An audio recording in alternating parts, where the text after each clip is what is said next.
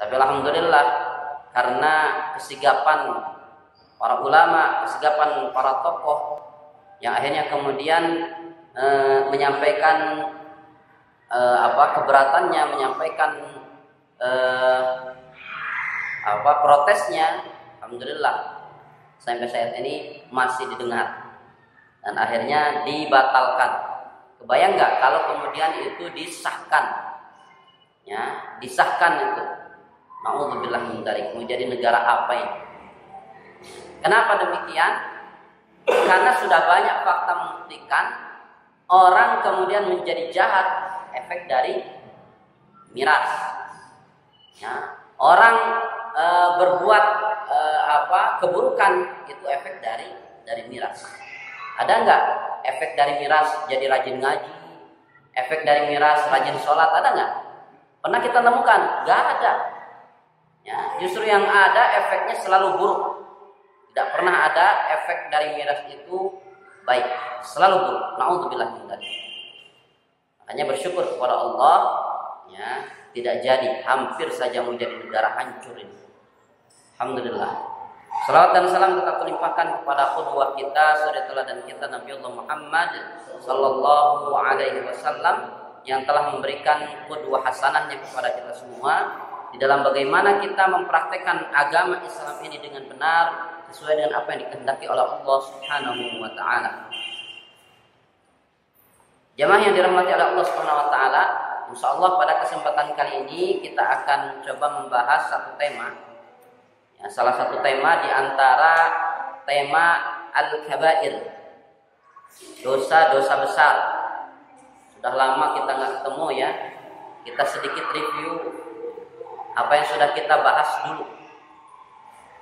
Bahwa kita ini masih dalam pembahasan kitab al-kabair, kitab yang membahas tentang dosa-dosa besar yang disebutkan oleh Imam Ad-Dhahabi. Hasil penelitian beliau ada sekitar 70 dosa besar, dimana kalau kita mampu meninggalkan dan tidak pernah melakukan dosa besar ini di antara 70 itu, gak ada yang kita lakukan, insya Allah itu menjadi jaminan kita masuk surga, ya, sebagaimana yang Allah Subhanahu wa taala sampaikan, ya, bahwa orang yang tidak pernah melakukan dosa besar Allah akan berikan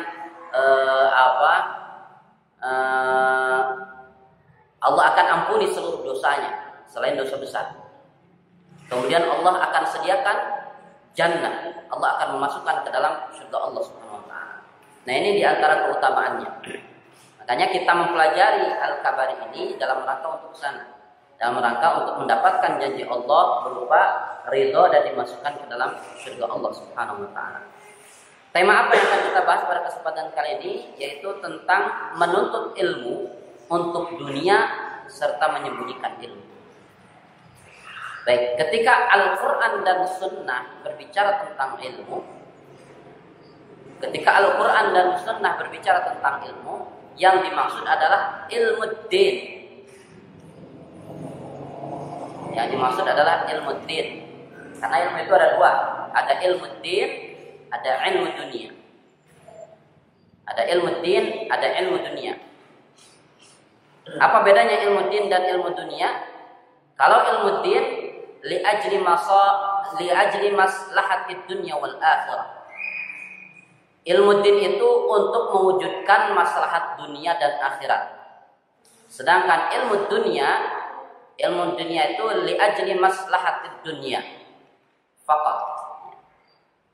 Jadi ilmu dunia hanya untuk mewujudkan maslahat dunia saja. Ilmu din ilmu agama itu mewujudkan maslahat dunia akhirat. Kalau ilmu dunia hanya mewujudkan maslahat dunia saja. Kalau suruh pilih mana? Ilmu din, ya. Dua-duanya kita dapatkan. Makanya kemarin kita di media sosial sempat ramai ya, ada TikTok. Ada yang men-tiktokkan nasihat ulama. Ya, kalau kau kejar dunia, ya pasti tak akan kau dapatkan. Kalaupun kau dapatkan, tidak akan banyak. Kalaupun banyak, tak akan puas. Kalaupun puas, tak akan lama. Ya. Kemudian beliau melanjutkan, kalau kamu mengejar akhirat, pasti kau dapat. Sudah mah dapat banyak, sudah mah banyak, puas lagi, sudah mah puas selama-lamanya. Masya Allah. Nah, nasihat yang luar biasa. Kalau kita mengejar dunia, memang selama-lamanya kita tidak akan dapatkan dunia itu. Selama-lamanya kita tidak akan mendapatkan dunia. Kenapa kemudian Ibnu Qayyim Al-Jauziyah mengibaratkan dunia itu seperti bayangan kita sendiri?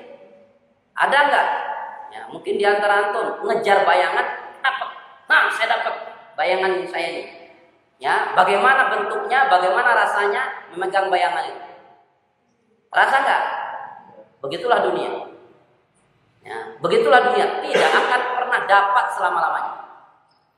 Kalaupun dapat, kata ulama tadi itu, tidak akan banyak, sedikit, dan selalu dunia itu dirasa sedikit. Meskipun menurut pandangan orang lain banyak, tapi dia akan merasakan sedikit. Selalu begitu itu dunia, karakter dunia itu. Ya, akan merasa sedikit. Jadi kalaupun banyak dunia itu, ya tidak akan banyak, hanya sedikit. Ya.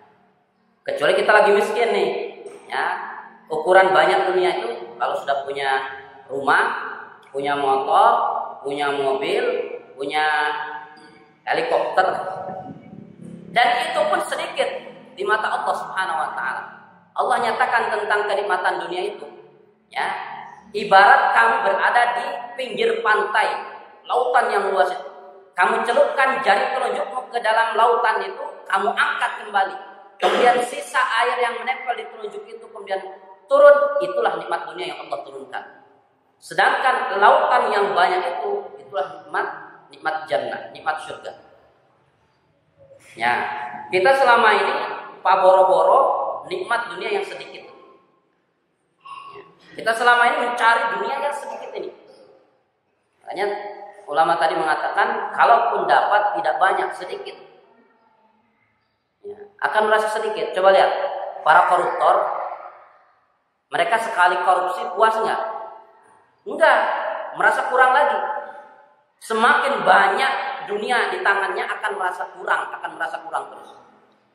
Karena sifat dunia tidak akan pernah memuaskan, sebagaimana miras tidak akan pernah memuaskan, begitu.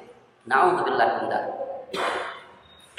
Kalaupun banyak tidak puas, kata ulama tadi. Tidak akan merasa puas dengan dunia itu. Kalaupun puas tidak selama-lamanya. Karena dunia, ya, dana artinya fana, tidak akan selama-lamanya. Dapat banyak nih, alhamdulillah banyak uang, bos mati. Nggak lama di dunia ini. Tapi kalau kita ngejar akhirat, kata ulama tadi, pasti dapat. Sudah mah dapat, banyak lagi akhirat. Sudah mah banyak, puas, sudah mah puas selama-lamanya. Makanya ngejar dunia, mengejar akhirat. Mengejar akhirat, ya. Harus kejar akhirat. Agar apa? Agar kita dikejar dunia. Ibnu Qayyim Al-Jauziyah mengatakan begitu. Nah, jangan ngejar dunianya, mendingan ngejar akhirat. Apa yang terjadi? Dunia akan ngejar kita. Makanya tadi beliau mengibaratkan dunia itu ibarat bayangan. Kalau kita kejar-kejar bayangan kita, capek gawe teka pakai, ya, nggak ada hasilnya. Tapi kalau kita kejar akhirat, apa yang dilakukan bayangan kita? Terus ikuti kita. Itulah dunia. Ya, begitulah dunia. Nah, maka oleh karenanya analogi lain. Nah, ini analogi saya.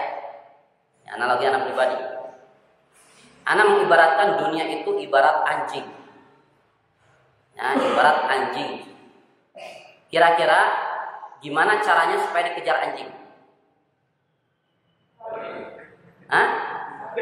Lari ya? Larinya menuju anjing atau menuju arah lain? Arah lain. Kalau menuju anjing atau kagegelnya. Larilah ke arah yang lain. Pasti anjing akan ngejar. Seperti itulah karakter dunia. Jadi jangan dikejar-kejar.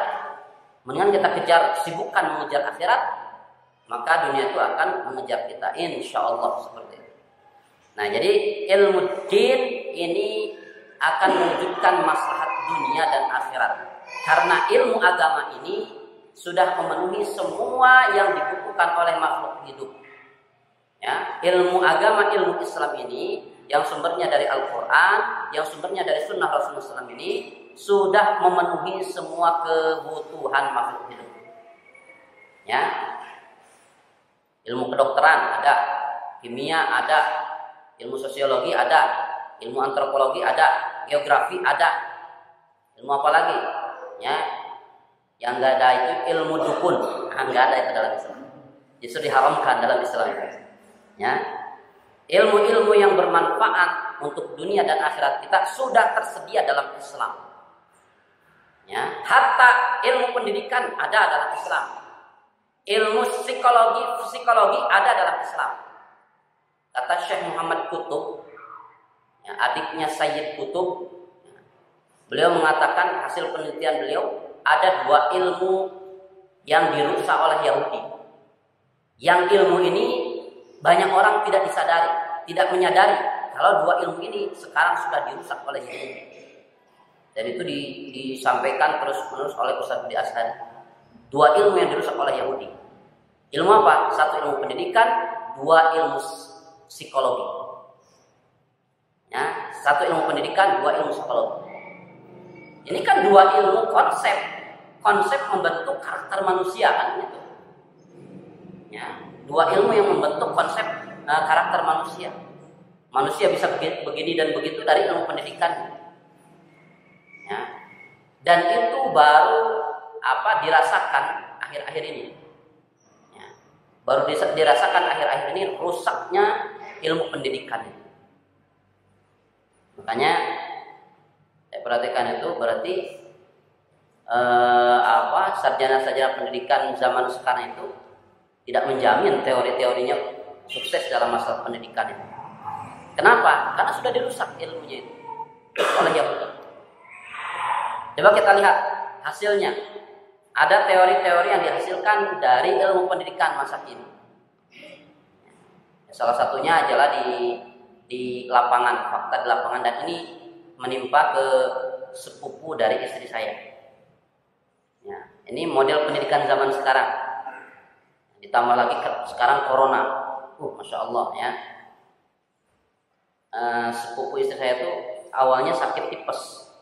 Tapi kok tipesnya tuh sampai kepalanya, tubuhnya tuh seperti ditusuk-tusuk. Sakit seluruh tubuhnya. Akhirnya didiagnosa. Rupanya ada kerusakan saraf. Ada kerusakan saraf, itu yang menyebabkan sakitnya. Terus dicari tahu apa sebabnya ini kerusakan saraf. Rupanya ya, sebab yang paling dominannya itu karena tugas di sekolahnya. Insya Allah ya, tugas di sekolahnya. Padahal kelas 2 SMA loh, udah cukup umur lah. Dan dia menurut logika kita sudah siap untuk berpikir, untuk merenung, untuk menyimpulkan sesuatu. Saya perhatikan ya pelajaran anak SD sekarang, kaget saya juga. Masa tugas untuk anak SD, coba pikirkanlah. Anak SD suruh mikir. Allahu Akbar. Mikir itu untuk siapa harusnya? Cocoknya kalangan mahasiswa kuliahan itu berpikir itu. Coba pikirkan, coba renungkan. Astagfirullah. Ya. Ini nggak cocok ini untuk anak SD. Makanya awalnya dulu dicerita ya. Awalnya saya pun rada protes itu. Kok yang lain pada cepat melaksanakan tugas dari gurunya itu ya di sekolah. Rupanya dikerjakan sama orang tuanya. Ya. Awalnya kita kesal, tapi setelah tahu fakta di lapangan seperti itu, alhamdulillah. Ya, alhamdulillah tugas anak-anak dikerjakan oleh orang tuanya. Kenapa demikian? Kalau dikerjakan anaknya, mumet anaknya, stres. Betul, merusak saraf itu. Makanya saran saya, orang tua bantu kerjakan tugas anaknya, tapi jangan di-los, tetap dalam bimbingan. Ya, kenapa? Bobot pelajarannya nggak cocok untuk anak itu. Ya. Masa anak disuruh berpikir? Namanya juga anak dunia main, kan begitu. Nah ini salah satu bukti betapa rusaknya ya ilmu pendidikan. Kedua, ilmu psikologi. Banyak teori-teori yang dilahirkan dari ilmu psikologi yang bertentangan dengan ketetapan Allah dan Rasulnya. Contoh, ada sebuah ungkapan kan, biarkan anak berkembang dengan sendirinya. Bahkan pernah dibumingkan ini istilah ini oleh salah satu produk susu formula ya, produk susu untuk anak-anak itu pernah dibumingkan itu. Biarkan anak berkembang dengan sendirinya. Pertanyaannya, apakah begitu cara mendidik anak? Salah kalau begitu. Dalam Islam justru bukan begitu. Ya, cara mendidik anak itu mesti dibentuk karakternya, bukan dibiarkan berkembang sendiri. Kalau manusia itu dibiarkan berkembang sendiri, maka yang akan mengendalikan nanti hawa nafsunya, bukan akalnya. Hawa nafsu yang akan mengendalikannya. Ditambah lagi Ibnu Qudamah rahimahullah mengatakan, ya, kalau kesalahan anak tidak kita ingatkan, tidak kita larang, tidak kita peringatkan, maka anak akan segera menyimpulkan, oh ini boleh. Ya, misalkan anak kita ngerebut mainan temannya, sampai nangis tuh. Pertanyaannya, dibiarkan atau diingatkan? Diingatkan, jangan dibiarkan. Ambil lagi, nah bukan punya kamu. Jangan ngambil ini. Sampaikan ungkapan jangan. Ya, teori psikologi sekarang apa? Jangan bilang jangan kepada anak. Salah besar ini. Dalam Islam tidak begitu. Justru kalau anak melakukan kesalahan, sampaikan, jangan lakukan ini. Kenapa? Jelaskan. Karena Ibnu Qudamah mengatakan anak itu sama seperti orang dewasa. Ketika dilarang, dia perlu penjelasan. Kenapa dilarang? Ketika disuruh, dia membutuhkan alasan. Kenapa disuruh? Begitu anak itu. Ya, dan disitulah kecerdasan anak itu mulai berkembang. Oh, ini nggak boleh. Berarti saya nggak boleh lakukan itu lagi. Tapi kalau dibiarkan, coba. Ya, sikap pembiaran itu akan membuat anak menyimpulkan, oh ini boleh. Makanya jangan heran manusia-manusia masa ini kemudian mencuri ya tanpa merasa bersalah sedikit pun. Orang tua saya membolehkan, orang tua saya membiarkan, begitu. Na'udzubillah min dzalik. Ini efeknya akan bahaya. Makanya dari satu rezim ke rezim lain para koruptor selalu bertambah terus, tidak pernah berkurang. Kenapa? Mungkin salah satunya dari situ, dari pembiaran. Na'udzubillah. Nah itu. Kemudian juga contoh lain ya dari teori-teori psikologi. Teori psikologi yang kalau kita ukur dengan psikologinya Islam ini salah besar ya. Salah besar. Contoh, ketika anak melakukan kesalahan, orang tua selalu membuat pembelaan dengan kembalilah anak kecil ini, kan begitu. Biarkan anak kecil ini. Pertanyaannya, kalau perbuatan itu tidak merugikan orang lain, oke, itu jadi masalah. Tapi kalau merugikan orang lain, membuat orang lain misalkan tersakiti atau sebagainya, nah itu harus dikonfirmasikan. Itu nggak boleh. Ayo, bahkan dibimbing untuk minta maaf. Begitu dalam Islam. Dalam teori psikologi kekinian kan begitu. Ya, wajarlah namanya juga anak kecil. Jangan diwajarkan. Jangan diwajarkan perbuatan salah anak itu. Makanya dalam Islam itu anak 0 sampai 7 tahun kan seperti raja. Orang tua berperan sebagai apa orang tua? Ya? Harusnya sebagai penasihat. Psikologi di pendidikan umum, anak sebagai raja, orang tua sebagai pelayan. Ini salah besar. Salah besar ini. Ya, dalam Islam itu orang tua bukan sebagai pelayan, tapi orang tua sebagai penasihat yang akan menyaring semua kebijakan si raja itu. Kalau kebijakan raja baik, biarkan, bahkan kita dukung. Tapi kalau kebijakan raja itu salah, mesti kita ingatkan dan mesti kita luruskan. Begitu seharusnya. Kalau orang tua berperan sebagai pelayan, ya, apa yang diinginkan oleh anak, "Ma, pengen itu." Nih. "Pa, pengen itu." Nih. Jangan heran kalau nanti anak sudah dewasa, ya, anak kita memperlakukan orang tuanya seperti pelayan. Jangan kan sudah dewasa, masih SD pun pulang ke rumah, "Ma, masak naon?" Anu aya we, "Hayang masak ieu, Mang masak ieu." Jadi orang tua disuruh-suruh akhirnya. Kenapa? Hasil dari teori yang salah. Hasil dari cara yang salah. Na'udzubillah min dzalik. Kalau dalam Islam tidak begitu. Justru dalam Islam, anak sebagai raja, orang tua sebagai penasihat yang siap meluruskan dan mengkritisi kebijakan raja. Begitu pendidikan dalam Islam. Baik, ya, kita kembali lagi. Jadi ketika Allah dan Rasulnya berbicara tentang ilmu, yang dimaksud adalah ilmu din. Nah, pembahasan pada kesempatan kali ini adalah menuntut ilmu din untuk mengejar dunia saja. Ini yang jadi masalah. Ya, yang jadi masalah yang masuk ke dalam kategori dosa besar ketika mencari ilmu agama tujuannya untuk dunia. Nauzubillah min dzalik. Ini dosa besar. Baik. Ilmu din itu punya 3 fungsi. Ya. Ilmu din itu ada 3 fungsi. Yang pertama, fungsi ilmu din, ilmu agama itu sebagai wasilah untuk kenal kepada Allah Subhanahu wa taala. Sebagai wasilah untuk mengenal Allah Subhanahu wa taala. Kalau manusia sudah kenal dengan Allah Subhanahu wa taala, dia akan tahu posisinya sebagai apa dan dia harus melakukan apa. Ya. Jadi kalau manusia kenal dengan Allah, dengan sendirinya manusia itu tahu dia harus melakukan apa, dia harus berbuat apa, dia harus bagaimana. Dia akan tahu. Yang jadi masalah sekarang banyak orang, terkhusus kaum muslimin, yang gak kenal dengan Allah. Gak kenal dengan Allah. Kalaupun mengucapkan saya kenal Allah hanya di mulut saja, gak paham itu Allah. Ya, contoh ini, fakta di lapangan, bukti tidak kenal dengan Allah. Ya. Ada orang hapot-hapotan mencari nafkah. Ya, mencari nafkah hapot-hapotan, bahkan berangkat sebelum subuh, pulang setelah isya. Seperti itu. Sampai-sampai perintah sholat yang Allah perintahkan itu pun dilabrak. Ya, banyak itu. Itu salah satu bukti dia tidak kenal Allah Subhanahu wa taala. Karena orang yang kenal dengan Allah pasti dia lebih mengutamakan perintah Allah ketimbang mencari nafkahnya. Datang perintah sholat, stop dulu, berhenti dulu. Kalau dagang, tutup dulu.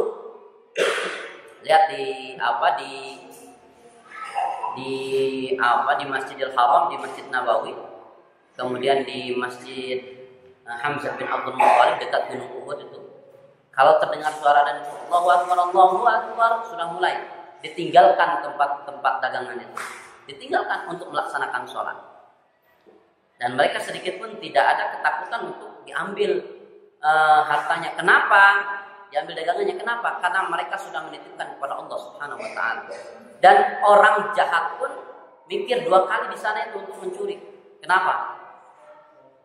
Nah, ini tangan. Ketahuan mencuri, tangan itu melayang. Ya, seperti itu. Di kita kan mencuri itu enak. Tunggu gerasi beberapa hari lagi bebas. Nah, iya kan? Korupsi berapa triliun pun enak. Ya, setiap ada hari raya dapat gerasi. Ya Allah, ya. Sedangkan hari raya di Indonesia berapa minggu sekali? Ada hari rayanya itu. Ya, jadi selama apapun hukuman, nunggu aja gerasi. Setiap hari raya tambah gerasi, habis nanti. Nah, dihitung-hitung cuma beberapa minggu saja penjaranya. Oh, di sana enggak. Mencuri potong tangan, tapi tentunya setelah melewati proses pengadilan, ya. Ada saksinya, ada buktinya dan sebagainya. Baik, ya, seperti itu. Fakta di lapangan justru tidak begitu di kita ini. Ya. Cari nafkah, bagus cari nafkahnya ini. Tapi tatkala datang waktu sholat Allahu Akbar, kayak kagok. Ya. Terus sampai lupa. Dan rata-rata lihat, waktu sholat itu waktu ramenya, ya, rame bisnisnya, rame dagangnya dan sebagainya. Waktu sholat itu. Kenapa? Sengaja setan untuk menjerumuskan kita supaya tidak melaksanakan sholat. Nah, orang yang kenal dengan Allah pasti akan berhenti dulu dia dari aktivitasnya. Kenapa? Karena ketika datang waktu sholat, yang berharga itu adalah sholatnya, bukan dagangannya. Yang berharga itu sholatnya, bukan bisnisnya. Yang berharga itu sholatnya, bukan rapatnya.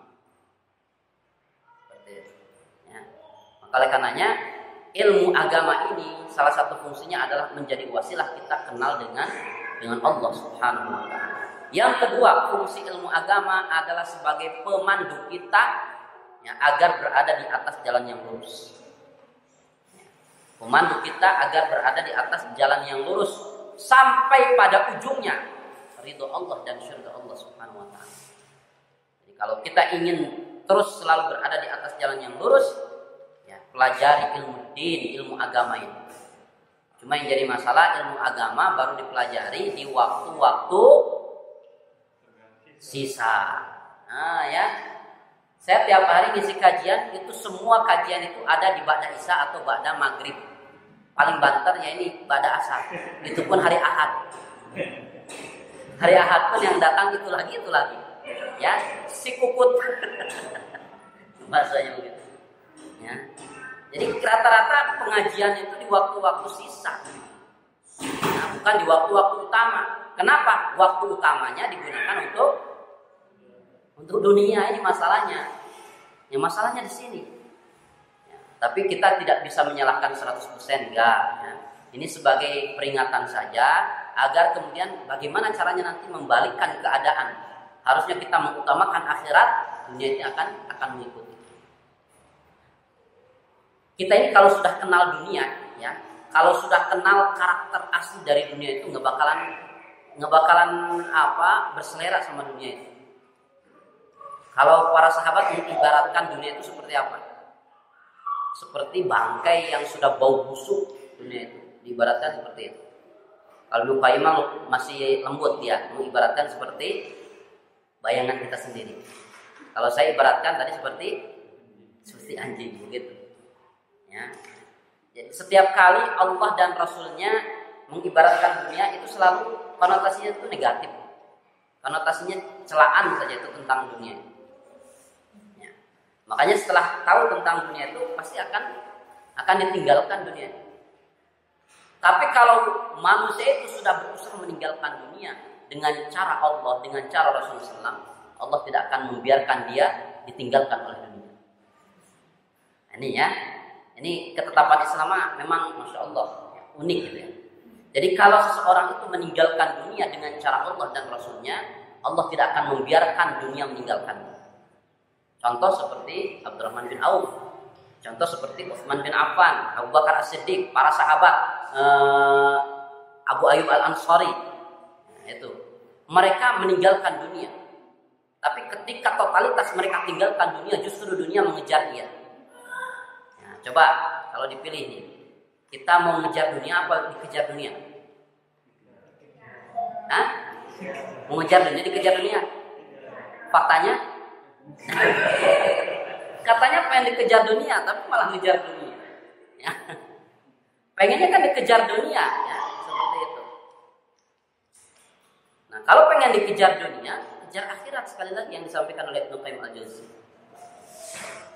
Abdurrahman bin Auf, setelah mendengar sabda Rasulullah SAW, yadkhulul fuqara'ul muslimina qabla al-aghniya binisfi yaumin.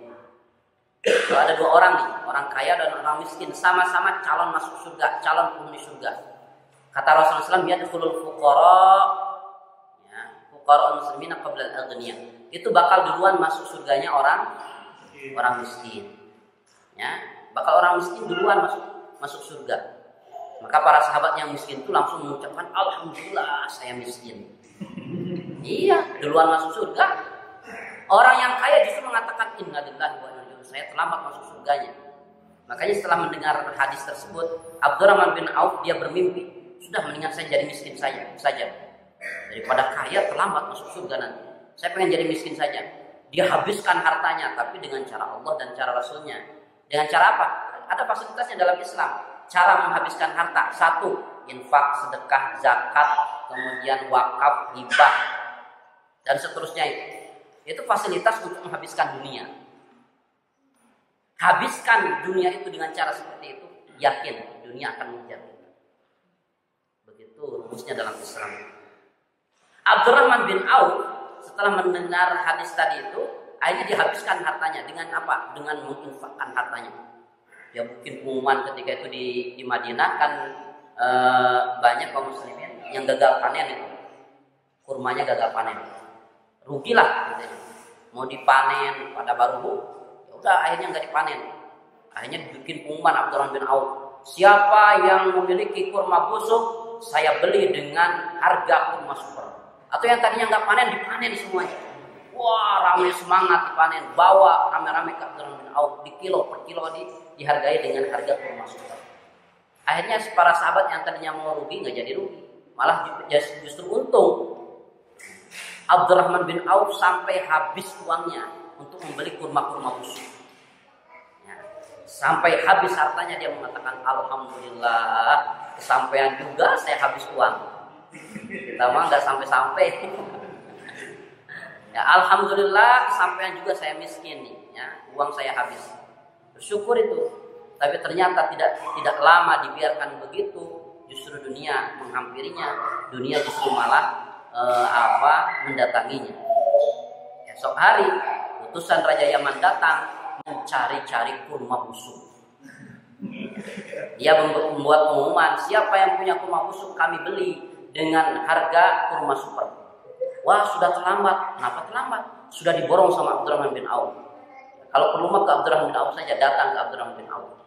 Ya Abdurrahman bin Auf, saya beli kurma busuknya ya dengan harga kurma super, bahkan 2 kali lipat. Buat apa cari-cari kurma busuk? Gak ada kerjaan. Buat obat. Nah, di negeri kami sedang terjadi wabah. Yang kata tabib kami itu, obat yang paling manjur itu adalah olahan dari kurma busuk. Jadi kurma busuknya itu belum tua, tapi dia sudah busuk duluan. Non baru sudah nabi tentunya. Nah, jadi belum tua itu kurmanya itu, tapi sudah busuk duluan pada jatuhan. Nah, jadi kurma seperti itu diolah bisa jadi obat. Nah, saya nggak tahu nggak disebutkan ya wabahnya wabah apa. Oh, buat obat, kata Abdurrahman bin Auf. Iya, buat obat. Ya sudah, kalau buat obat mas saya infakkan semuanya, ambil gratis. Raja Yaman mengatakan, dasar orang jujur, nggak bisa begitu. Saya disuruh sama raja itu untuk beli, bukan untuk minta. Iya, saya bukan saya nggak nerima apa, nggak saya menganggap kamu minta-minta, enggak. Tapi saya infak sama kamu, nggak bisa. Ya, saya harus beli. Amanatnya saya harus beli. Uangnya harus kamu terima. Ya sudah, uangnya buat kamu, ambil sana kurmanya. Nggak bisa. Orang jujur begitu ya. Iya, maksudnya uangnya buat kamu aja lah. Sok buat kamu, nggak bisa. Ini dari umat, ya harus kembali lagi ke umat. Nggak bisa buat saya. Orang jujur itu begitu, ya. Beda dengan orang yang nggak jujur kan, dilarang-larang juga tetap disakuan. Jangan korupsi, anggap korupsi. Ya, itu orang yang nggak jujur. Tapi orang jujur mah meskipun sudah buat kamu saja, ya nggak bisa. Amanatnya untuk dibelikan. Akhirnya apa? Terjadi debat itu sampai-sampai utusan Raja Yaman ini ngancam, kalau kamu mempersulit urusan, kamu mempersulit umat Islam, akan dipersulit nanti sama Allah. Oh, takut digituin. Ya sudahlah, dengan terpaksa aku berikan kurma ini dan aku terima ya uangnya dengan terpaksa. Enggak. Ya, dengan terpaksa aku terima. Ya, setelah diterima itu justru malah memelas. Innalillahi wa inna ilaihi raji'un. Ya, innalillahi ya dipiceur malah balik deui. Kurang lebih seperti itu. Nah, jadi kalau kita sudah kenal dengan karakter dunia yang asli itu, pasti kita tidak akan terlalu berselera untuk mengejar-ngejar dunia. Justru kita akan lebih fokus mengejar akhirat. Dan orang yang sudah fokus mengejar akhirat pasti akan dikejar-kejar oleh dunia. Baik, itu yang kedua ya. Jadi fungsi ilmu din adalah terpandu di atas jalan yang lurus. Yang ketiga, fungsi ilmu din, ilmu agama ini itu menjadi syarat setiap amalnya diterima oleh Allah Subhanahu wa taala.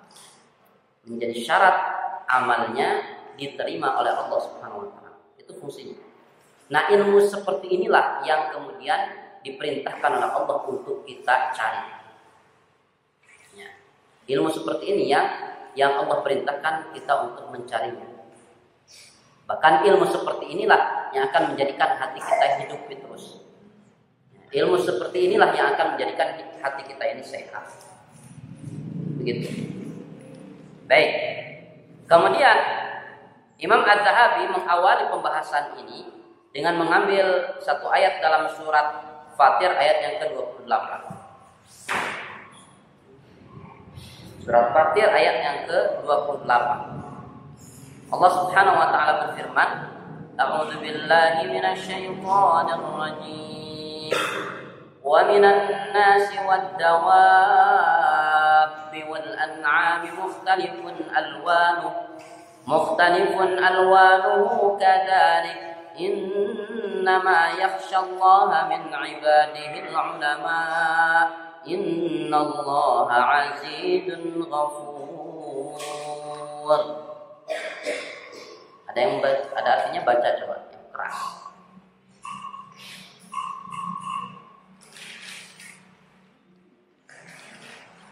Silakan. Pahalaan. Baca artinya yang keras.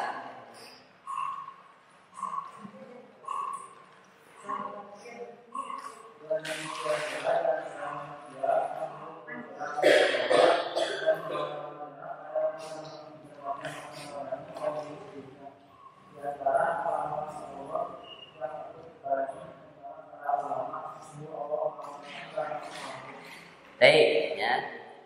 Nah, yang di garis bawah itu di pertengahan sampai akhirnya.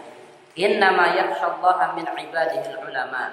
Hanya saja hamba-hamba Allah yang takut kepada Allah di antara hamba-hamba yang lain itu al-ulama adalah mereka-mereka yang berilmu. Innallaha, sesungguhnya Allah azizun, maha perkasa lagi maha pengampun.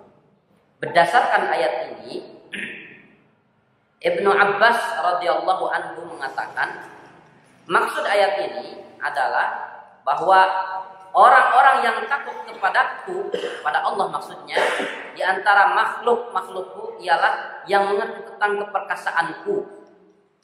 Berarti kenal dengan Allah, mengerti keperkasaanku dan mengerti kemuliaanku dan mengerti akan kekuasaanku, kata Allah SWT begitu.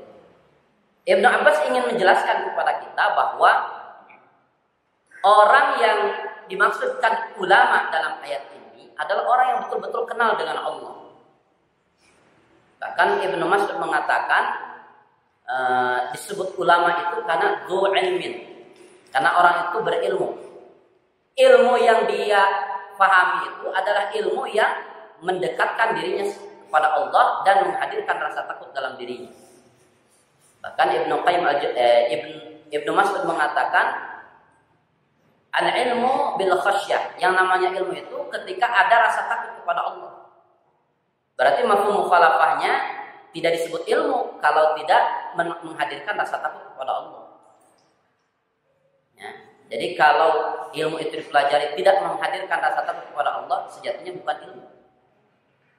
Kalaupun disebut ilmu, ilmunya tidak bermanfaat. Ya. Kalaupun disebut ilmu itu, ilmunya tidak bermanfaat. Itu menurut kacamata Islam, ya. Makanya Rasulullah SAW berdoa kepada Allah itu, Allahumma inni as'aluka ilman nafi'a. Ya Allah, aku meminta kepadamu ilmu yang bermanfaat. Maksudnya ilmu yang bisa menghadirkan rasa takut dalam dirinya kepada Allah. Ya. Wa a'udzubika min ilmin la yanfa', dan aku berlindung kepadamu dari ilmu yang tidak bermanfaat, yang tidak bisa menghadirkan rasa takut kepada Allah Subhanahu wa taala. Rasulullah SAW saja berlindung dari ilmu yang tidak bermanfaat. Nah, seharusnya termasuk kita juga. Kita berlindung dari ilmu-ilmu yang tidak bermanfaat, yaitu ilmu-ilmu yang tidak bisa menghadirkan rasa takut kita kepada Allah Subhanahu wa taala. Nah, begitu. Baik, tadi ada yang terlewatnya. Jadi tanda seseorang kenal dengan Allah itu, maka dia ketika berusaha, ketika mencari nafkah itu, dia lebih mengutamakan ketetapan Allah dan Rasulnya. Nah, sehingga kemudian ketika dagangannya ditinggalkan, bisnisnya kemudian ditinggalkan, itu dia tidak akan merasa khawatir berkurang rezekinya. Ya, kenapa? Karena rezeki itu datangnya dari Allah, bukan dari bisnisnya yang dia geluti, bukan dari bosnya yang dia bekerja kepadanya. Bukan dari dagangannya yang dia jajakan untuk dijual. Bukan dari situ rezeki. Tapi rezeki datangnya dari Allah Subhanahu wa taala. Nah, begitulah makanya orang yang kenal kepada Allah itu pasti baik orangnya. Termasuk Umar bin Khattab mengatakan ini. Kalau seseorang baik hubungannya dengan Allah, pasti dengan sesama manusia pun akan baik. Ya. Jadi kalau seseorang itu hubungan dengan Allahnya baik, pasti dia pun akan menjaga hubungan baik kepada sesamanya. Sebaliknya, ketika hubungannya dengan Allah ada masalah, apalagi kepada sesama manusia akan lebih bermasalah lagi. Jadi kalau ada orang yang bermasalah antar sesamanya, kepada sesama manusia bermasalah terus, pasti ada hubungannya dengan Allah yang bermasalah. Begitu kata Umar bin Khattab radhiyallahu anhu.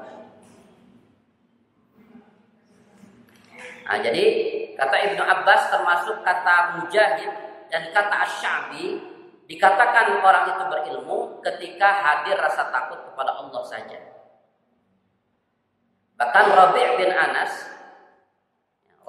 Anas dia mengatakan barang siapa yang tidak takut kepada Allah, maka ia bukanlah seorang yang berilmu walaupun banyak pengetahuannya. Nah, kata Rabi' bin Anas. Jadi barang siapa yang tidak takut kepada Allah, maka ia bukanlah orang yang berilmu walaupun ilmunya dan pengetahuannya banyak.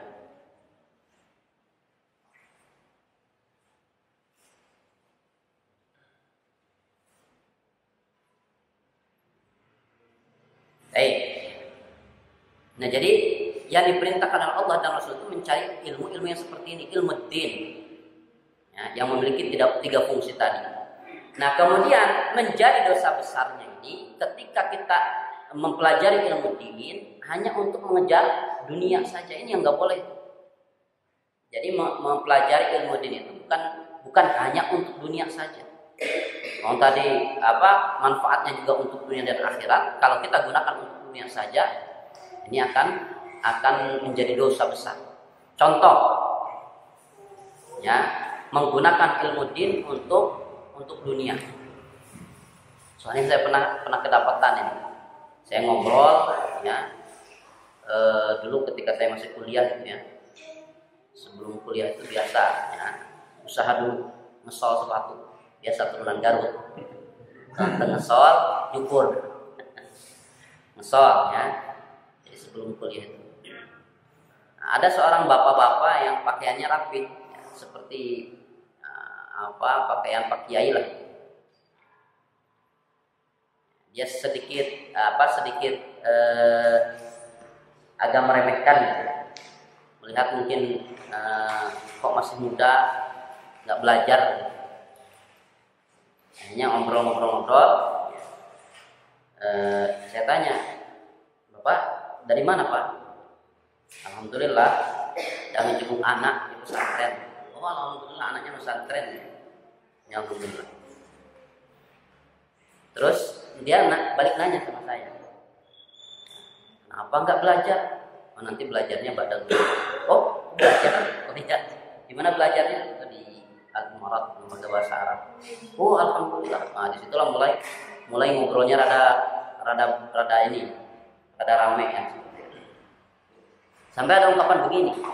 Ya, bapak-bapak ini mengatakan begini. Alhamdulillah, Bapak mah nggak sedikit pun merasa sayang mengeluarkan banyak uang untuk anak saya pesantren ini.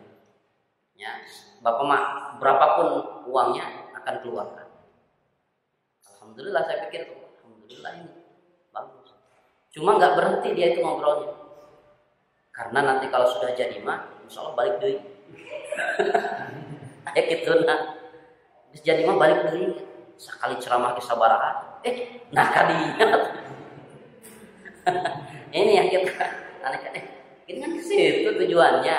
Jadi dia belajar ilmu agama itu supaya dia jadi penceramah. Kalau sudah jadi penceramah, nanti kan ketika diundang sekali pengajian itu, ya harganya sekian. Na'udzubillah min dzalik. Kalau kita di Madinah ini justru para penasihat kita ini sampai mewanti-wanti dengan tegas gitu, ya. Awas, hati-hati. Kalau ada yang kemudian dakwahnya menarikkan, blacklist langsung. Ya. Bahkan kita dituntut untuk kalau ingin mengukur, ya, kalau ingin mengukur keikhlasan dakwah kita itu, coba, ya, isilah kajian-kajian di mana di situ tidak ada timbal balik berupa amplop atau uang. Coba berapa lama kamu kuat ngisi kajian di sana? Ya, seperti itu. Para penasehat kita itu begitu menginstruksikan kita. Kalau kita istiqomah bisa terus seperti itu, ya, mengisi kajian di tempat-tempat seperti itu. Kita dapat titik-titik seperti itu ya. Kemarin kita baru pulang sore-sore sampai rumah jam maghrib. Kita baru pulang dari Arjasari sebelum hutan apa itu namanya? Pinggiran namanya, Arjasari pinggiran. Di kampung Kina 3, kayak Kina hiji, 2, 3, 4 sampai 10. Istilah Kina itu apa kita tanyakan? Ternyata istilah dari zaman Belanda. Rupanya daerah tersebut masih menggunakan istilah-istilah zaman Belanda. Ya, padahal Belanda sudah hengkang sejak berapa puluh tahun yang lalu, tapi istilahnya masih berlaku di negeri kita ini. Bahkan jalan untuk ke kampungnya ini masih seperti sungai tanpa air. Batuna, masya Allah ya. Kita baru pulang dari kemarin. Kita menawarkan program kajian rutin. Bahkan Ramadan nanti ada program sahdan. Kita menitipkan dai, sok silakan mau dimanfaatkan jadi imam atau mengadakan pengajian bapak-bapak, ibu-ibu, anak-anak, sok. Ya, disimpan dai tersebut selama 1 bulan di sana. Ya. Awalnya mereka was-was. Ustaz punten pisan. Pilih dan banyak kekhawatiran. Ternyata kekhawatiran itu ketika kita korek, mereka ini nggak mampu, nggak sanggup kemudian membayar ustadznya. Baru kita sampaikan, Pak, program ini sama sekali tidak membebankan masyarakat, bahkan DKM, bahkan masyarakat di sini untuk bayar, enggak. Ya, dai yang didatangkan ke sini itu sudah mendapatkan jaminan dari kami. Dia itu hanya bertugas untuk dakwah saja. Jadi nggak usah dipikirkan. Oh gitu, hari itu mah tuh, alhamdulillah, hanya disambutnya, disambut. Dan ternyata kita dapatkan kasus, terutama di pinggiran-pinggiran, kita dapatkan kasus itu masjid tidak ada kajian rutin, tidak ada pengajian rutin. Itu rata-rata sebabnya karena ini. Ya, jadi tidak bisa menghadirkan ustadz dan tidak bisa bayar ustadznya. Ini yang memang kita tidak bisa salahkan. Wajar kan? Mau manggil ustadz tapi nggak bisa ngasih akomodasi, wajar, ada perasaan seperti itu. Makanya kemudian kita ajak kerjasama, Pak. Ya, kalau mau, yuk kita kerjasama. Yang mendatangkan ustadznya kita, yang sediakan akomodasinya kita, bahkan kita sediakan konsumsinya kita. Bapak tinggal undang saja masyarakat. Ya gitu, iya, alhamdulillah. Nah ini sudah berjalan alhamdulillah 2 tahun di Jalupang naik ke atas Kampung Kukun, ya, Kampung Kukun, mentok jalan masuk jalan kecil, bawah gawir ada atas tebing, ya. Kalau hujan, licinnya luar biasa, ya. Gitu. Datang ke sana itu disambut dengan gonggongan anjing, seperti. Alhamdulillah, senang sekali mereka ini, masyarakat di sana itu ada pengajian rutin. Selama ini nggak pernah ada pengajian rutin. Hatta Jumatan pun bertahun-tahun tidak pernah ada. Ya, kalau mau Jumatan harus turun dulu jauh ke bawah. Akhirnya nggak pada Jumatan, udah ngambil duhur saja. Ya, ngambil duhur saja. Berkebun semua, ya, pekerjaannya berkebun. Kalau kemudian suruh turun untuk Jumatan, capek mereka ini. Kita pun sekarang ini sedang menawarkan, mau nggak sok ngadain Jumatan di sini. Khotibnya kita yang datangkan juga. Hampir mau diiyakan, tapi diingatkan itu sama RW-nya ini. Udah Jumatan kehadap aja. Begitu. Istilahnya mah masih agak dilarang untuk mengadakan Jumatan sendiri di sana. Masya Allah. Tapi alhamdulillah kajian rutin sepekan sekali sudah berjalan sampai sekarang. Nah itu banyak fenomena seperti itu di kampung-kampung itu banyak seperti itu. Nggak ada pengajian rutin karena masalah itu. Nah, maka oleh karenanya memang disinilah tantangannya untuk menguji ikhlas tidaknya kita berdakwah. Coba dakwah ke pinggiran-pinggiran ya, yang harus kadang jatuh, terpleset dan sebagainya, kotor. kemudian pulang malam-malam lagi. Itu pun alhamdulillah kalau kemarau, kalau hujan ya basah kuyup seperti itu. Nah begitulah tantangan dakwah. Di balik itu semua ada pahala yang besar. Ada pahala besar. Bahkan Rasulullah SAW sampai mengatakan, kalau dari dakwah yang kita sampaikan ada satu orang saja yang mengikuti nasihat yang kita sampaikan. Contoh misalkan, ya, praktek basmalah. Kita sampaikan, ada yang praktekkan setiap sebelum kegiatan dia mengawali dengan basmalah, akhir dengan hamdalah. Dipraktekkan saja, maka hasilnya itu lebih baik daripada unta merah. Unta merah itu kata Rasulullah SAW di zamannya ini itu sebuah perhiasan yang cukup mahal. Jadi unta yang sangat mahal sekali. Jadi kalau satu orang saja mengikuti nasihat yang kita sampaikan, ganjarannya besar sekali. Apalagi kalau 2 orang, 3 orang, 4 orang. Nah, termasuk dakwah yang kita lakukan pun, kemudian kita share. Ayo kita sama-sama memikul dakwah ini. Jangan ditumpukan kepada para ulama, para dai saja dakwahnya. Ayo kita ikut pikul sama-sama kaum muslimin itu dalam dakwah agar terasa ringan dakwah itu. Ya, seperti itu. Nah, jadi yang menjadi sebab ilmu agama ini menjadi dosa besar, tatkala ilmu agama ini ditujukan untuk dunia saja. Ya, ceramah, Ustaz biasa ngisi, maka biasa. Ya, wani piro. Nah, itu alhamdulillah dalilnya.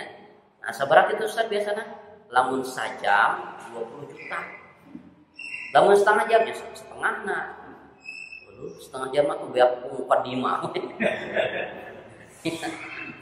Na'udzubillah min dzalik. Tapi kita tidak menyalahkan 100% para ustadz yang begitu ya. Ternyata ada satu alasan di balik itu semua. Ada pernah kita dapatkan ya. Kenapa kita menarifkan dakwah itu? Rupanya dia punya pesantren anak yatim. Dari situ rupanya. Ya, makanya sebelum menghakimi cross check dulu. Nah, hambet ditarif gitu. Aya nu blak-blakan gitu. Piraku ari ka artis wani narif. Aya nu poksang gitu deh, masyaallah ya. Anak lihat intinya jangan sampai kemudian ilmu agama ini dijadikan sebagai sarana untuk mencari dunia. Betul-betul harus totalitas ilmu agama ini untuk mengejar akhirat. Kalau kita sudah memfungsikan ilmu agama untuk mengejar akhirat, maka dengan otomatis dunia itu akan mengejar kita. Seperti itu, ya. Kembali. Nah, maka oleh karenanya di sini diwanti-wanti oleh Imam Adz-Dzahabi yang menjadikan sebab ilmu agama itu dosa besar ketika satu digunakan untuk mencari dunia, yang kedua dia sembunyikan ilmu agama itu. Jadi tidak disampaikan kecuali ada bayaran dulu. Ini yang tidak boleh. Makanya ilmu agama itu mesti disebarkan tanpa bayaran apapun. Sampaikan seperti itu. Nah, makanya oleh karenanya mudah-mudahan dengan pembahasan ini kita termotivasi untuk mempelajari lagi ilmu agama dan ikut terlibat dalam dakwah menyebarluaskan ilmu kepada masyarakat secara umum. Karena sekarang ini ya ada fenomena umat Islam itu tidak paham dengan agamanya sendiri. Na'udzubillah min dzalik. Ini mengerikan sekali. Ada umat Islam, ya, ada seorang muslim yang kemudian tidak kenal dengan Islam itu sendiri. Makanya ini menjadi tugas kita untuk sama-sama ayo mengenalkan Islam kepada mereka semua. Dan sampai kemudian kita baru mau menyampaikan ilmu ini kalau ada bayarannya. Ketika Rasulullah SAW bersabda, "Man su'ila an ilmi faqatamahu uljima yaumal qiyamati bil jami nar," atau faqatamahu aljamahu Allahu bil jami min nar yaumil qiyamah. Kata Rasulullah, siapa yang diminta atau siapa yang ditanya tentang suatu ilmu yang kita tahu ilmu itu tersebut, fakatamaut, kemudian dia sembunyikan. Dia sembunyikannya itu beberapa sebab. Cuma secara umum dia sembunyikan, dia tidak sampaikan ilmu tersebut. Uljima yaumal qiyamah bil jami min nar, kata Rasulullah. Dia akan dikekang oleh siksaan api neraka nanti. Nah, disebutkan disembunyikannya itu apa sebabnya? Oleh karena sebab kesombongannya, oleh karena sebab ingin dibayar, oleh karena sebab kebenciannya, itu semua akan menyebabkan si pemilik ilmu itu apa? Dikekang oleh siksa api neraka. Na'udzubillah min dzalik. Makanya ketika kita sudah punya ilmu, sampaikan. Kenapa? Ilmu agama itu ketika disampaikan tidak akan pernah berkurang. Sebaliknya dengan dunia itu kalau disampaikan ke orang lain, diberikan ke orang lain, berkurang nominalnya. Tapi ilmu dunia, ilmu din, ketika disampaikan, ketika diberikan kepada orang lain, insya Allah tidak akan berkurang, justru malah bertambah. Seperti itu. Nah, kemudian ditutup dengan doa yang selalu disampaikan oleh Rasulullah SAW.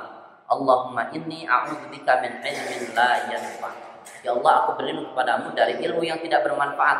Ketidakmanfaatan ilmu itu tadi satu, sulit untuk diamalkan, tidak bisa diamalkan. Yang kedua, tidak bisa didakwahkan. Kemudian ilmu itu dikatakan tidak bermanfaat ketika tidak menghadirkan rasa takut kepada Allah Subhanahu wa taala. Makanya sekali lagi kita cross check lagi, kita belajar banyak ilmu ini menghadirkan rasa takut kepada Allah atau tidak. Tapi itu saja mungkin yang bisa disampaikan. Mudah-mudahan apa yang kita kaji pada kesempatan kali ini menjadi motivasi bagi kita untuk lebih giat lagi menuntut ilmu. Terutama memang sekarang ini kita sedang mengkaji ta'limul muta'allim. Ada yang perlu dikritisi dari metode belajarnya kaum muslimin saat ini. Kenapa? Seperti ungkapan Imam Zarnuji, mereka mengatakan katsirun min tullabil ilmi yajiduna al-ilmi wa la yasiluna ilaihi. Beliau mengatakan begini, banyak para penuntut ilmu mendapatkan ilmu tapi tidak sampai pada ilmu itu. Mendapatkan ilmu tapi tidak sampai pada ilmu itu. Kok bisa? Nah, beliau melanjutkan, ya. Jadi mimma nafi'ihi wa thamratihi. Jadi dia tidak bisa mendapatkan manfaat dari ilmu tersebut dan tidak mendapatkan buah dari ilmu tersebut. Masih belum mengerti. Dilanjutkan lagi beliau itu, ya. Yang dimaksud manafi'ihi ai amalun bi. Jadi diamalkan manfaat dari ilmu itu amalannya. Adapun wa thamratihi, buah dari ilmu itu apa? Dakwah, intisyaru bin, menyebarluaskannya. Banyak para penuntut ilmu saurangan sudah sampai dapat di kita, nggak diamalkan juga, nggak disebarkan. Ini fenomena yang harus diperbaiki. Kenapa? Ini pernah terjadi di zaman beliau Imam Zarnuji, yang kemudian pada akhirnya beliau membuat satu kitab Ta'limul Muta'allim untuk merubah kondisi yang tidak baik seperti itu. Nah, sekarang pun ada beberapa yang harus dikritisi dari cara menuntut ilmu kaum muslimin. Tapi itu saja, mudah-mudahan Allah Subhanahu wa taala memberikan kepada kita ilmu yang bermanfaat, sehingga kemudian dengan ilmu tersebut kita semakin dekat kepada Allah dan memiliki sifat takut kepada Allah Subhanahu wa taala. Sebelum ditutup, ada yang mau disampaikan? Silakan, menambahkan atau meluruskan, silakan. Baik, alhamdulillah tidak ada ya. Oh, ya. Kan kalau ada yang nanya, kami dibuka ilmu itu termasuk dosa besar. Ya, kalau misalkan ilmunya kita ilmu agama, kalau misalkan ilmu bisnis, misalnya bisnis, kan kalau kita kasih tahu bocor sementara dengan bisnis itu gimana Pak? Baik, memang dalam hadis tersebut yang dimaksud mansu'ila an ilminya itu tidak menggunakan alif lam, alias dia bentuknya nakirah kalau dalam ilmu nahwu sharaf itu. Kalau nakirah itu maknanya umum, tidak tertuju pada ilmu agama saja, termasuk ilmu dunia yang ada manfaatnya. Ya. Kalau misalkan ditanya, sampaikan, jangan menyembunyikan. Ya, seperti itu. Memang utamanya, titik tekannya memang ilmu agama itu yang tidak boleh seperti itu. Jadi jangan disembunyikan ilmu agama itu ketika ada yang bertanya, sampaikan saja. Adapun ilmu dunia itu ya, sebetulnya masuk ke dalam kategori hadis tadi itu juga. Tapi ya kalau ilmu dunia, kalau masalah misalkan masalah bisnis, kalau masalah misalkan rahasia perusahaan, yaitu apa ya, perlu dipertimbangkan lagi. Maksudnya kalau apa selalu diumbar ya nanti rahasia bisnisnya akan diketahui banyak orang. Ya, dikondisikan saja, dikondisionalkan saja seperti itu. Kalau dikira ini akan lebih bermanfaat, bahkan dengan ilmu itu bisa masuk ke dalam kategori sedekah. Kita memberikan ilmu itu bagian dari sedekah. Kalau kira-kira itu lebih bermanfaat, silahkan disampaikan. Wallahu a'lam. Ada lagi? Saya bisa saja ya. Itu menuju ke banyak teman-teman saya terutama di komunitas online. Jadi sedekah gitu kan. Sedekah kadang untuk memancing rezeki gitu kan. Di kebanyakan dari kemiskinan, tapi secara konsep itu mengangkat sedekah, tapi ujungnya supaya kita lebih banyak mendapatkan dunia itu sedekah. Jadi sedekah untuk mencari dunia. Ya, sedekah tujuannya untuk supaya dilipat gandakan ya. Ya, kalau Allah menyatakan dan Rasulnya menyatakan dalam Al-Quran atau dalam hadis, ada ketetapan seperti itu boleh, punya tujuan di sana boleh. Ya. Contoh misalkan hadis Rasulullah SAW ya, bahkan hadis kursi ini, anfikun fikyutik Allah. Berinfaklah, maka Allah pun akan berinfak kepadamu. Ini ada. Makanya ketika misalkan kita infak agar diberi oleh Allah yang lebih, itu boleh. Tujuannya ke sana. Kenapa? Ada topang dengan hadis ini. Topang dengan hadis ini. Seperti itu. Jadi boleh insyaallah. Cuma kalau para ulama terdahulu ya, meskipun ada hadisnya seperti itu, tapi mereka tidak menggunakan infak itu untuk hal itu. Ya. Makanya ada satu kajian kritis juga dari para ulama ini. Begini, memang benar Allah Subhanahu wa taala memberikan jaminan seperti tadi. Kalau kita infak dengan ikhlas, Allah pun akan memberikan gantinya kepada kita semua. Betul seperti itu. Tapi rupanya infak yang akan berbuah balasan dari Allah itu infak yang seperti apa? Betul-betul ikhlas karena Allah saja. Ya, karena Allah saja. Makanya ada utapan tidak akan pernah miskin karena infak atau karena sedekah itu. Ya kalau infak dan sedekahnya betul-betul ikhlas karena Allah Subhanahu wa taala. Ada enggak fakta di lapangan infak sedekah tapi kemudian akhirnya miskin? Ada. Ketika apa? Infak dan sedekahnya memang tidak ikhlas. Dia ingin dianggap dermawan, dia ingin macam-macam seperti itu. Ya, maka oleh karenanya luruskan, ikhlaskan hati kita ketika kita beramal, terutama infak sedekah itu. Jadi intinya kalau ada keterangan seperti tadi al-munfik yuti Allah, itu boleh. Kita punya tujuan ke sana agar Allah ganti dengan yang lebih baik. Silakan. Dan lihat rata-rata ya. Ketika di tanah haram kita banyak tanya ke jamaah itu, rata-rata mereka datang ke sana bro-broan sebelumnya itu, jual sawah, jual rumah, pengen pergi ibadah haji atau pengen pergi umroh. Setelah datang ke sana minta lagi sama Allah, pulang itu betul, ya diganti sama Allah SWT. Dan itu boleh, silakan. Tapi tetap jangan sampai kemudian menghilangkan ikhlasnya karena Allah SWT. Begitu ya, wallahu a'lam. Baik, itu saja karena saya harus nyambung ke tempat lain. Insyaallah mudah-mudahan kita bisa ketemu lagi di lain waktu untuk membahas kitab ini lagi ya. Karena baru di dosa yang ke-38 ini. Sedangkan dosa besar ada 70. Masih banyak yang harus kita pelajari. Itu saja kita tutup dengan alhamdulillah dan doa kafaratul majlis. Alhamdulillahirabbil alamin. Subhanakallahumma wa bihamdika asyhadu an la ilaha illa anta astaghfiruka wa atubu ilaik. Wassalamualaikum warahmatullahi wabarakatuh. Waalaikumsalam warahmatullahi wabarakatuh.